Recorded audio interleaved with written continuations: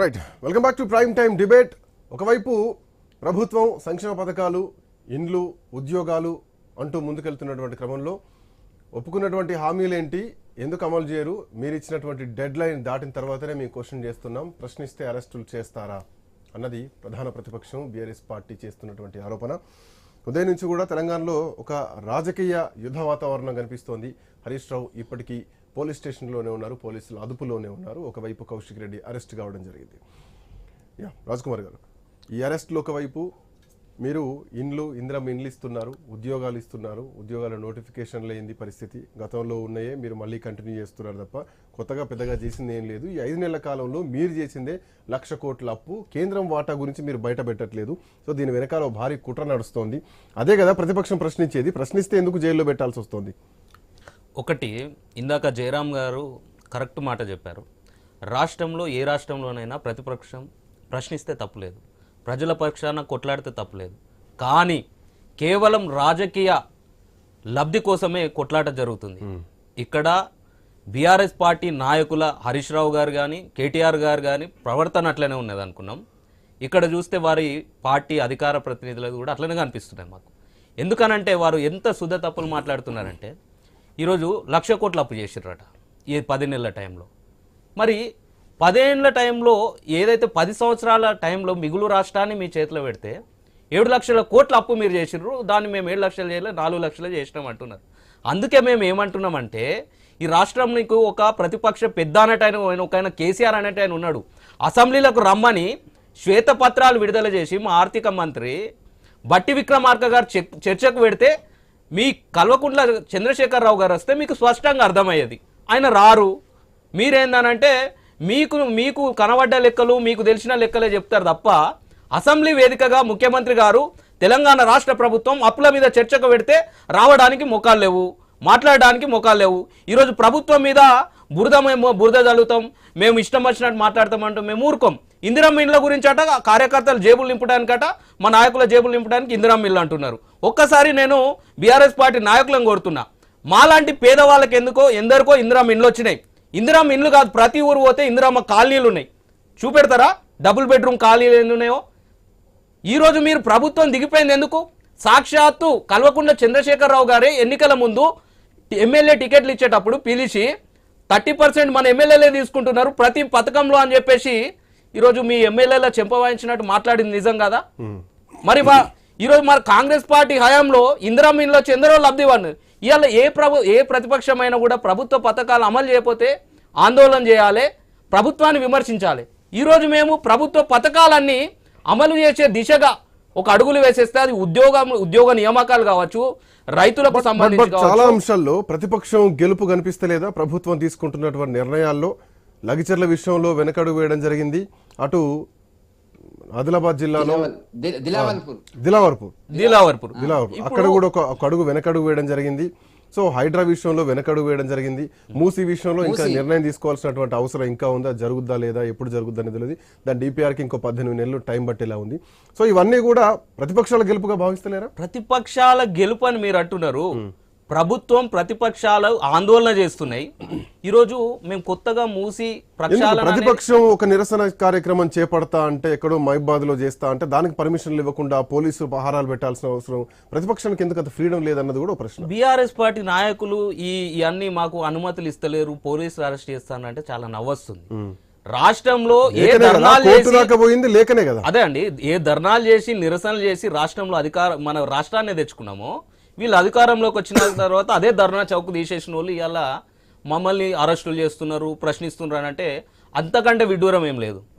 మీరు ధర్నాలు చేసుకోవడానికి అవకాశాలు ఇస్తాం అన్యాయం జరిగినప్పుడు, కానీ అదే ధర్నాల పేరుతో రాష్ట్రంలో అరాచకాలు సృష్టిస్తాం, ఆందోళన పేరుతోటి దౌర్జన్యాలు చేస్తామంటే ఎవరు అనుమతిస్తారండి? మళ్ళీ వీరే ఏమంటారంటే రాష్ట్రంలో శాంతి భద్రత లేవు, ఈ రాష్ట్రంలో హోంమంత్రి లేదని వీళ్ళే అంటారు. మళ్ళా అంటే అరాచకాలకు అక్రమాలకు ఇవాళ మేము ఎందుకు అవకాశం ఇవ్వాలి?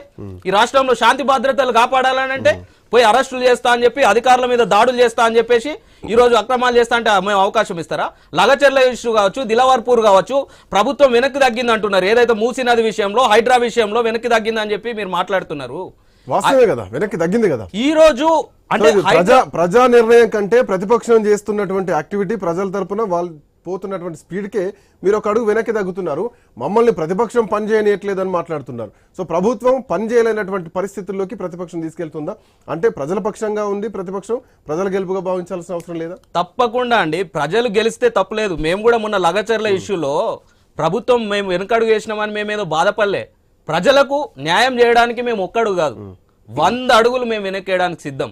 అదే ప్రజలకు ఎవడైనా అన్యాయం చేస్తా అంటే 1000 అడుగులు ముందుకు దూకైనా కాంగ్రెస్ పార్టీ ప్రభుత్వం పనిచేస్తుంది, రేవంత్ రెడ్డి గారు పనిచేస్తారు. లగచర్ల ఇష్యూలో అదే జరిగింది. ఈరోజు మీరు ఏదైతే మీరు ఇందాక మాట్లాడినట్టు కొడంగల్ ఏం జరిగిందో చూసిర్రు. ఏదైతే మీ బీఆర్ఎస్ పార్టీ ఎమ్మెల్యే అనుచరుడు సురేషే కదా అరాచకం చేసింది కలెక్టర్ మీద. అది కాదా పట్నం నరేందర్ రెడ్డి గారు ఆయన అనుచరుడు కాదు. కేటీఆర్ గారికి ఎన్నిసార్లు మాట్లాడి రాష్ట్రంలో అరాచకం సృష్టించడానికి బీఆర్ఎస్ పార్టీ ఎంత దిగజారుతుందో చూసినాం కదా.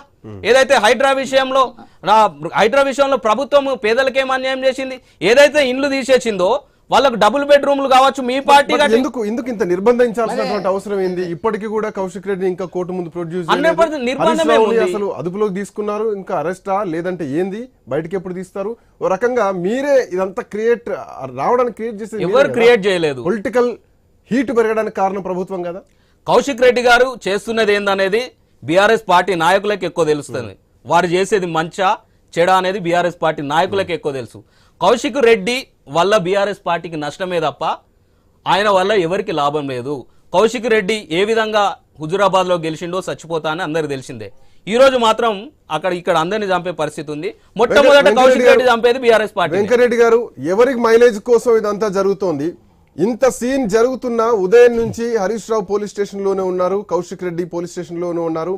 నెక్స్ట్ పరిణామం ఏంటి అన్నది కూడా తెలియనటువంటి పరిస్థితుల్లో ప్రభుత్వం అంటే ఇక్కడ పాయింట్ ఏంటంటే బీఆర్ఎస్ పార్టీ ఆరోపిస్తోంది రేవంత్ రెడ్డి డైరెక్షన్ లోనే పోలీసులు పనిచేస్తున్నారు, డీజీపీ పనిచేస్తున్నారు, హోంమంత్రిత్వ శాఖ కూడా కనీసం లేదు, పోలీస్ కన్సర్న్లో నడుస్తోంది, ఒక పోలీస్ రాజ్యం నడుస్తోంది తెలంగాణలో. హరీష్ రావును వాంటెడ్లీ ఈ రోజు పోలీస్ స్టేషన్ లో ఇప్పటికీ కూడా ఉంచారంటే కారణం ఇది రేవంత్ రెడ్డి డైరెక్షనే. ఒక అనగదొక్కేటువంటి కార్యక్రమం, ఒక లైక్ ఈగో సాటిస్ఫాక్షన్ లాంటివి ఏమైనా జరుగుతున్నాయి ఇక్కడ? ఇప్పుడు వాస్తవానికి రాజకీయాలకు అతీతంగా మనం మాట్లాడుకోవాలనుకుంటున్నప్పుడు మరి కౌశిక్ రెడ్డి గారిని అరెస్ట్ చేసేటువంటి పరిస్థితి లోపల ఆయన పోలీస్ స్టేషన్ వెళ్ళడము, తోటి నాయకుడు కాబట్టి సహచరుడు కాబట్టి వెళ్ళడం హరీష్ రావు గారు వెళ్ళిన మాట వాస్తవం. వెళ్తే అక్కడ ఏముంటదండి? హరీష్ రావు గారు ఏ రాజకీయాలకు అతీతంగా చెప్తున్నాను, చాలా కాలం నాకు పరిచయం అయినా సాఫ్ట్ గానే మాట్లాడతాడు, మరి భాష నియంత్రణతోనే మాట్లాడతాడు తప్ప అటు ఇటు మాట్లాడేటువంటి వ్యక్తి కూడా కాదు. సరే, అక్కడ వెళ్తే ఆయన అరెస్ట్ చేసేటువంటి పరిస్థితి ఎందుకు వచ్చింది అనేటువంటిది మనకు కనపడుతున్నటువంటిది. నేను అందుకే చెప్పాను కదా, ముందే చెప్పాను కదా, ఏ పద్ధతిలో అయితే గత ప్రభుత్వం కేసీఆర్ పాలన ఉందో అదే పద్ధతిలో చాలా స్పీడ్ గా పోతున్నాడు. ఇంకా ఆయన కొద్దిగా వెనక ముందు ఎవరైనా చెప్తే వినేవాళ్ళు.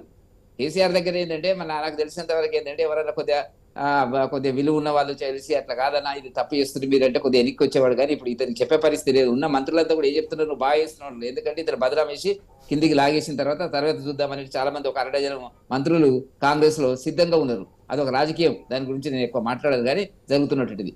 కాబట్టి ప్రజాస్వామ్యంలో అన్ని ప్రజాస్వామ్య సూత్రాలకు తిలోదకాలు ఇచ్చిరండి. ఇప్పుడు హైదరాబాద్ లో 144 సెక్షన్, నెలల కొద్దిగా 144 సెక్షన్ రకరకాలుగా నడుస్తున్నది. నడవడం లేదు కాదు, చాలా భయంకరంగా ఉంటది. మీరు చూడండి, భవిష్యత్తులో మీడియా మీద, సోషల్ మీడియా మీద రేవంత్ రెడ్డి గారి ఉక్కుపాదం అనేటువంటిది చాలా స్పష్టంగా కనపడుతుంది. ఇప్పుడు నేను ఏమనడం లేదు, ఇంకా 1 ఇయర్ తర్వాత అదే జరగబోతుంది, అదే కోణంలో మనకు ఉన్నటువంటి పరిస్థితి కనపడుతుంది. కాబట్టి మీరు ఎవరైనా ఏ అట్లా చేసే అవకాశం ఉంటుందా? ఎందుకంటే గత అనుభవాలు రేవంత్ రెడ్డికి బాగా తెలుసు, బీఆర్ఎస్ పార్టీ ఎక్కడ ఫెయిల్ అయింది, కేసీఆర్ ఎక్కడ ఫెయిల్ అయ్యారు అని చెప్పేసి. సో మళ్ళీ అట్లాంటి నిర్బంధంలోకే పోయి ప్రయోగం చేస్తారనుకోవచ్చా? అధికారం వచ్చిన తర్వాత అన్ని కనపడవండి ఎవరికే గానీ. అన్ని చేస్తున్నాయి అంతా కరెక్ట్, మంది మాగదులు ఉంటారు, మా చుట్టూ మంత్రులు ఉంటారు, అన్నా నువ్వు చేస్తే చాలా బ్రహ్మాండం ఉందన్న దానికి మన మైలేజ్ వచ్చింది అని చెప్పేటోళ్ళు ఉంటారు. ఏ నియంత్రిత పాలకుడైనా కూడా పతనమయ్యేదానికి అతనికి తెలియక కాదు, తెలిసి కాదు, అది జరుగుతుంది. అదే పద్ధతిలో జరుగుతున్నటువంటి నష్టం జరిగింది. అంతే కదా. అంతే కదా. ఇప్పుడు మేమంతా కలిసి పనిచేసినాము, కేసీఆర్ తోని ఉద్యమకాలంలో కలిసి చేసినాము, జేఏసీలో కలిసి పనిచేసినాము. ఆయనకు ఉండేటువంటి సాఫ్ట్నెస్ ను వీళ్ళంతా కూడా తగ్గించి చేసినటువంటి పరిస్థితుల తప్పుడు సమాచారం ఇచ్చిండ్రు.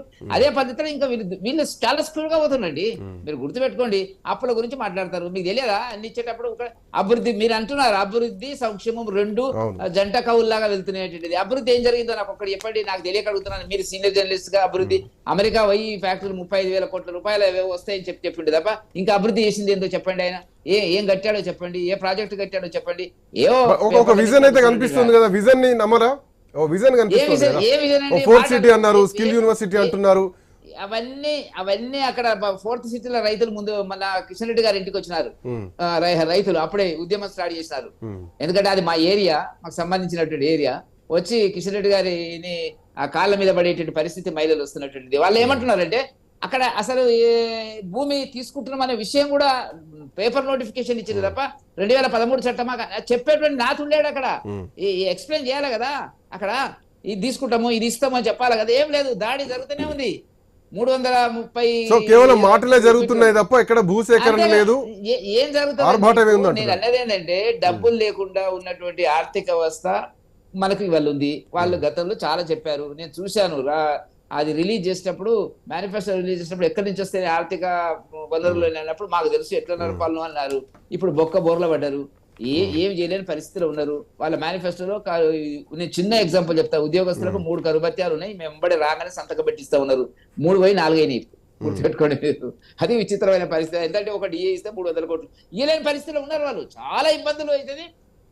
బీహార్ లో లాలూ ప్రసాద్ గారు ఏదైనా కానీ ఆర్థిక పరమైనటువంటి పరిమితులు, వనరులు లేకుండా ఇచ్చేటువంటి సంక్షేమ కార్యక్రమాలు ప్రజలు చాలా వ్యతిరేకంగా ఉంటారు. ముందు జరగబోతుంది, అది మనం గమనించేటువంటి పరిస్థితులు ఉంటామని చెప్పి నేను భావిస్తున్నాను. శ్రీకాంత్ జయరామ్ గారు వస్తారు. జయరామ్ గారు మీ దగ్గరకు వస్తారు.